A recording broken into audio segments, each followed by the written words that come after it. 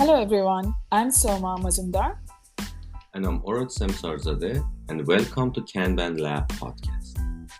In each episode, we'll pick a common question and dive into a different aspect of Kanban, exploring its principles, practices, and applications, and answering that question. Our goal in this podcast is to demystify Kanban and help listeners understand how it can benefit their teams and organizations through addressing the common misconceptions, clarifying concepts, and answering questions about Kanban. Hey, Orod. Hello, Soma. How are you? I'm doing good. How are you doing? How is Europe? I'm doing good. I just had cold because as we discussed last episode, now I'm in Manchester, England. So I'm traveling around the Europe, and during this trip, I got cold. Oh. So yeah, but I'm doing okay. I just cough. So our episode today might have some coughing sound in between. Yes, and I don't know how we can remove it, when I edit. Maybe we don't have to remove it because coughing is very natural and people might cough and we should be okay. Exactly. We should normalize that. Well, how's the weather there? All right. Yeah, the weather is actually quite good. Now I'm in Manchester, and today it's quite nice. General speaking, so in last week or so that I was traveling in Europe, the weather was really good, nice and warm. Surprisingly, even in Edinburgh, Scotland, the weather was perfect. And by the way, if anyone's listening and haven't been in Edinburgh, I would recommend everyone to travel to Scotland and specifically Edinburgh. It's a beautiful city, lots of history, beautiful building. It's like walking within a museum. Wow. Yeah, I know, it's amazing. That's amazing. And before you How is ask the me, weather in Sydney? I was just about to say that it's very, very windy today. Ah, okay. Yeah, not very good. So maybe I'm lucky that I'm not in Australia. Maybe. And also, when you mentioned Edinburgh, I just thought of Scotland. Vinny, our friend Vinny, is in Scotland. So whoever listens to this episode, maybe, say hello to Vinny. So, Vinny, if you are listening, yes, hello from us. Hope to see you soon. And also David Anderson, he is also from Scotland. Of course. Yes, David of course, Anderson, the David. founder of Kanban University. Yeah. Well, hello, David, from us as well. We should definitely tag them in this episode so that well, okay. So let's get into it because I wouldn't hold you for much longer. You are on vacation and you should be enjoying. Sure. Um, so Oral, do you want to Yes. tell us what is like? Is there any question that you have heard from anyone? Did anyone come to you, asking a Kanban related question that we can talk about it today? Yeah, I think one of the very common question is how to introduce Kanban to agile coaching community because we talk about how to introduce Kanban to team and organization, but we Mm, haven't talked about how we can introduce Kanban to coaches. I right. think that can be a good topic to discuss about and share our experience, on how we actually introduce it to Hmm. coaches. And Yep. I so, love have you that. had any experience? Have you ever introduced Kanban to coaches? If you've done, how did you do it? What was your approach? Um, I would actually like to take a step back and just, Mm-hmm. talk about how I was introduced to this. Oh, okay, good. So a little bit about my journey. Before I was introduced to proper Kanban, I was Mm-hmm. practicing Scrum for like many, many years. I was a Mm-hmm. Scrum master at the time, new Scrum inside out. Like I could actually talk about the Scrum guide, whenever Mm-hmm. like you would ask me a question. Um, and then I also started getting more curious that, okay, what are Mm-hmm. the other things out there that could help Mm-hmm. any teams or any organization get towards agility? And how Mm-hmm. can I become something more than a scrum master? Mm-hmm. So that was my curiosity that got me Mm-hmm. into learning more about lean and Kanban. So Mm-hmm. when I started it, like watched, I think, YouTube videos. That's what we all do. Start with a Okay. video, try to find out all the free resources that you get. That what is it? Mm-hmm. What are the other things that you Yeah. can learn? And once I thought that, okay, it is really important for me to learn it from someone who actually knows this stuff, like someone Mm-hmm. who is a specialist who can Yeah. answer my question. Because when you watch YouTube videos, Uh-huh. it wouldn't answer your questions, all the questions that you get when you Okay. are already a scrum practitioner for many, many Mm-hmm. years. You have been doing things in a certain way. You get like, I think, bombarded with a lot of thought processes like that's going on, a conflicting Yeah. thought process in your mind, that how would this work? Mm-hmm. So then I decided to Yeah. So, get. because Yeah, you started finding some resources on internet and YouTube and stuff like that, how did you find those resources? good question, because I found it confusing. One of the reason is that when you watch a YouTube video, you watch it like it's a component, it's not the whole system in itself. No one would. Mm-hmm. I don't think there is any video that exists which will talk about everything that Kanban has to offer. So Sure. you watch either, like Little's Law, what is that in part, or you watch more about CFD, cumulative flow diagram, Yeah. or you are watching flow. You are watching all these things in parts, Mm-hmm. but you are never watching that, okay, what is the essence of Kanban? Everything that we Mm-hmm. talk about in this podcast, what is it? There's no one that's telling you. And when you Mm-hmm. watch these things in parts, it actually creates more confusion, because um, when I was only a scrum practitioner, this Mm-hmm. is one of the thoughts that always came to my mind, that what could be more to Kanban? We are Yeah. using the Kanban board, and we must have spoke about this in many of our episodes. And some of the thoughts really, really were present in me. I cannot deny about that, Mm-hmm. because at that moment I wasn't aware Yeah. what is there. Mm-hmm. So, like, because sometimes this is what happens to most of us, and to, like, the better of us is that Mm-hmm. we get focused on one thing so much, Mm-hmm. we sometimes miss to see the big picture, that there could be other things out there. That's And right. that is the reason, when you only watch the videos or read Yeah. the blogs that's out there, That's you right. get more And confused.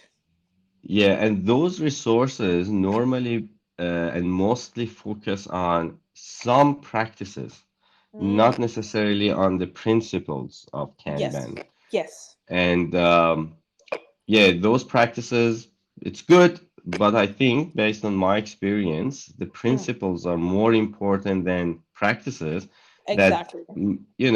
I personally haven't found really good resources Mm, to talk about Kanban principles and Kanban yeah, method. I agree with you. And Mm, I mean, I'll tell you what I think. Again, it's totally mm, my viewpoint on this. The reason is that when someone writes a blog post on Kanban, mm, or like, makes a video for like anything about Kanban, they yeah, always target a particular topic. And the assumption is made is that whoever is watching this, it will help them to enhance their knowledge. It is not for anyone who has no idea about Kanban to learn Kanban from those videos. So there's a yeah, difference, right? that's And right. that's where I think the most difference comes from. Mm-hmm, What really helps me though? reading the Hmm. Blue Book by David Okay. Anderson, which Yes, is like, the story how, and he's an amazing storyteller. I love that's him right. for that. The story about the Imperial Palace Garden, how Yeah. it was a eureka moment for him, that Mm, okay, wow, like we can apply lean practices or yeah. Kanban to more things, and all these Mm, things, like it really helped. But that only happened once I went through the training, like trainer uh, led session, that's right. where I Yeah. could ask question, I could interact with someone, a professional who would help me to look at things in a different way. Yeah. So that's how I was introduced to Kanban. Now I'm Yeah. really curious to learn about yours. Okay, good. So just to summarize what you discussed, you've been curious to learn a little bit more and expand your knowledge about agility. Then you start researching and found some articles and watched some video on YouTube. But basically, after you read the Kanban, the Blue Book by David Anderson, that's where you learn actually Kanban, and that was basically how you introduced to Kanban. Is that No, before that, I had taken sessions by an because a lot instructor. of people ask me, what is the best resource to learn about Kanban? And I always tell people that don't trust articles on internet because most of them written by people who are not quite authorized by Kanban. Hmm. Uh, and I recommend them to read the Kanban book or go to authorized Kanban courses. However, I found a few website and channels and stuff like that who's written by really experienced Kanban practitioner, and I like to share with people here. One of the best website that I've read lots of good article and I found lots of good article. It's Kanban Zone. Have you found Kanban Zone useful? Have you ever read anything on Kanban Zone? Can't recall honestly. No? Okay. Yeah, Kanban Zone, I found it quite good. But yeah, I agree with you. I always said, always go to the source of truth, which is the Kanban book, which is known as Blue Book as Blue well. book. Yeah, Yeah. yeah. And hopefully our podcast will be another good sources. Wow. Hopefully, fingers crossed. But now back to your story. Tell us your story, how you were introduced to Kanban. Yeah, I also had similar experience. Um, so I started working with Scrum since 2009, 2010, and I had good experience with Scrum. Hmm. And around 2017, I introduced to Scaled Agile Framework, SAFe. Hmm. And in SAFe, they talk about Kanban. So I learned Oh. Kanban through SAFe. Oh. And I thought that I knew Kanban and I thought that I understood Kanban and all those kind of things. Hmm. On, I think it was like 2020 that I've seen, one of those certified Kanban University courses, and I thought, Hmm. you know, I like to join the course and learn a little bit more about Kanban. And at that time, I thought that I already know Kanban. Okay. Hmm. And this Hmm. is something we talk about it in our previous courses that everyone thought that they knew Kanban. Yes. After that course, you know, or during the course, I Hmm. was like, oh my God, if this is Kanban, Hmm. then what I thought Kanban is absolutely, you know, Hmm. Hmm. wrong. Yeah. Okay. Yeah. And I realized that I didn't know anything about Kanban. Yes, I probably knew a little bit about Kanban board. I knew a little bit about the flow and that kind of thing, but I didn't really understood the actual meaning of Kanban and how Kanban can help with the agility and improve Hmm. agility and all those kind of things that we discussed in our previous episode and we will discuss in our future episode. So Hmm. that course blew my mind. That course had lots of aha moments. for me. Yeah. And I learned a lot about Kanban. And after that, I started, learning more and more about Kanban and started practicing Kanban with teams and introduce it to other people, teams, organization, coaches, just to send the right message because I have noticed that there are lots of misunderstanding about Kanban Mm. and there are lots of bad article which as Yes. I said they actually uh, dangerous, right? So Yeah. they cause confusion. Actively in last 2 years I Mm. spent a lot of time just to talk about Kanban, so basically use any opportunity to introduce Kanban to everyone, Mm. anyone, right? So just to send a message, just to Yeah. make sure that people think about it. Mm. Yeah. That's great. Um, and I really like that how our stories are very similar.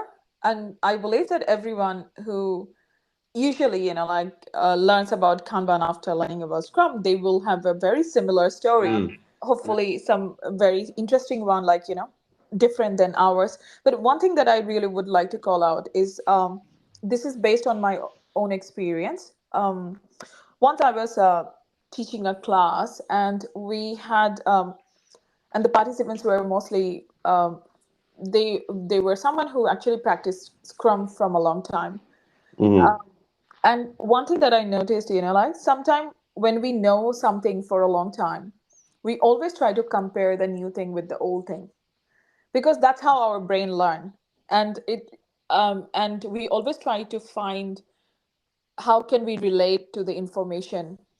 mm, So one thing that I have learned as a coaching, it's not about Scrum, Kanban, Scaled Agile, or any other framework about like that's out there. It's more about opening up to new possibilities.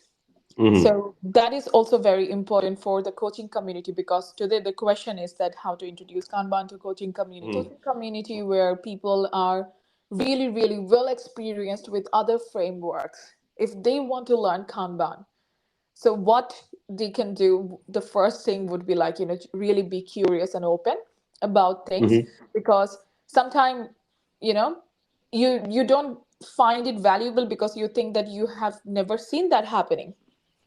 So like for mm, example, if I have to give you an example, how like predictability in Kanban mm. and predictability forecasting in Scrum, it's very Yes, different how it is done, and we that's should be right. talking about it separately, but this is a very simple example where sometimes it just bothers people who have been doing Scrum from a Mm, long time. So when they want to learn about Kanban, the only best thing is to just be more open to understand the information that is being presented to you.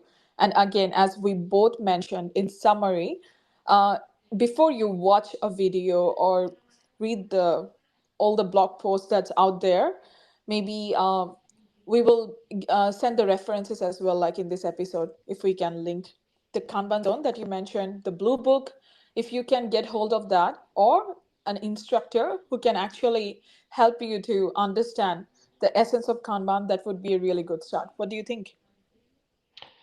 yeah, no, definitely. How I try to introduce it to coaching community, it's just to start and initiate the conversation with them. Mm. And just let them to think a little bit more about it and make a decision themselves. So Yeah. I never tell people that, you have to do this, this doesn't work, you need to do this, blah, blah, blah. Just have a chat. And while we talking, I'll try to clarify a few things and just ask them some question and see what they think about it and how they try to solve those problem if they could solve the problem.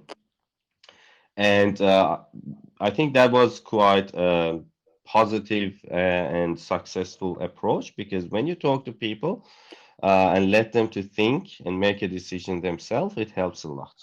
Agree. And so, how would you summarize today? So I think to summarize it and have some takeaway from this episode, I would say don't trust everything that you find on the internet.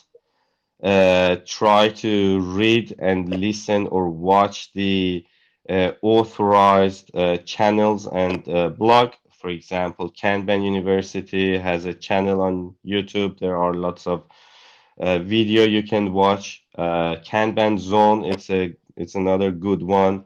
There are some article in Kanbanized website that also can help, but the best resource to me, which is the source of truth, is Kanban book or what is known as Blue Book by David Anderson. That's also a good one. There is another one, Essence of Kanban, I think. That's also I think it's free. You can download it for free.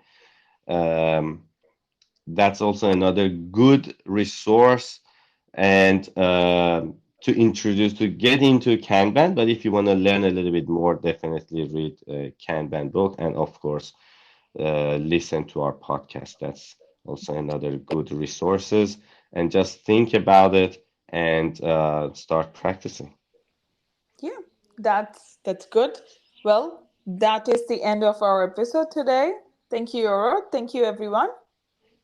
Thank you everyone for listening.